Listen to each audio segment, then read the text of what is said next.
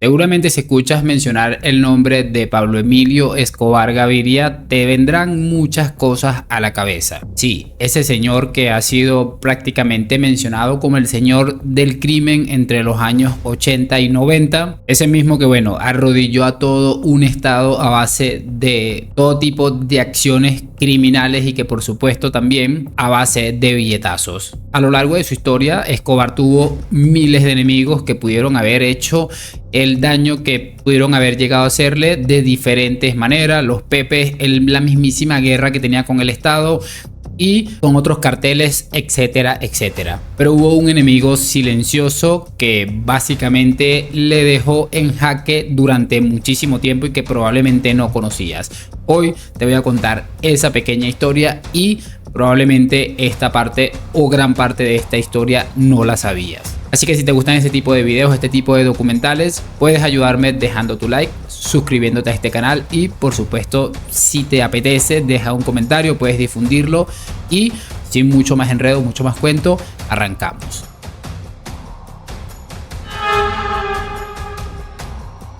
En 1989 tenían más efectivo que cualquier otra empresa en la historia.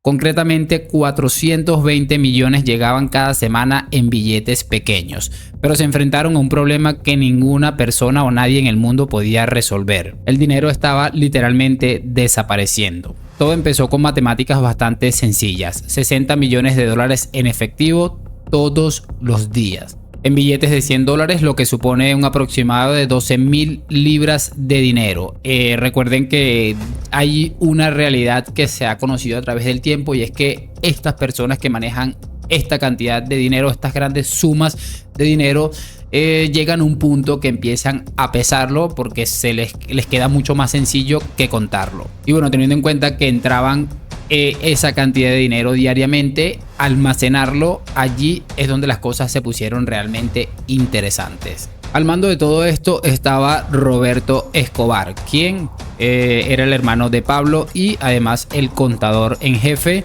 La regla de oro de este hombre era: el dinero es el rey, pero los reyes necesitan castillos.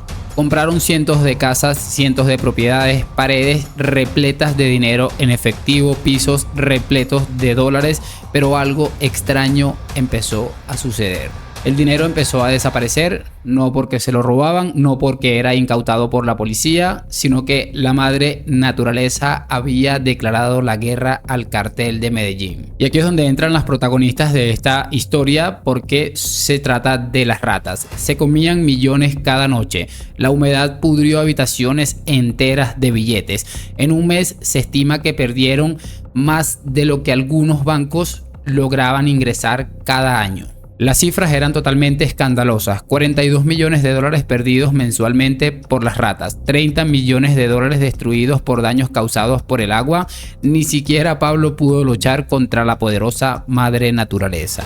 Pero Roberto Escobar tuvo una idea bastante genial, bastante brillante, que dictaba lo siguiente: trátelo como cualquier otro negocio, descarte los productos dañados. La pérdida del 10% se convirtió en una norma, lo que es denominado el costo de hacer negocios. Los bancos eran totalmente inútiles y no le servían al cartel. Solo podían mover 350 millones de dólares mensuales a través del sistema. El resto se quedó allí, podrido, alimentando a las ratas más ricas de Colombia. Para el año 1989, el imperio tenía un problema muy extraño, demasiado exitoso para manejar su propio éxito. Mientras contaban miles de millones, las ratas dormían en camas hechas de billetes de $100. El imperio criminal más grande de la historia probablemente no había sido derrotado ni por la DEA ni por el FBI, pero sí por los roedores y la lluvia.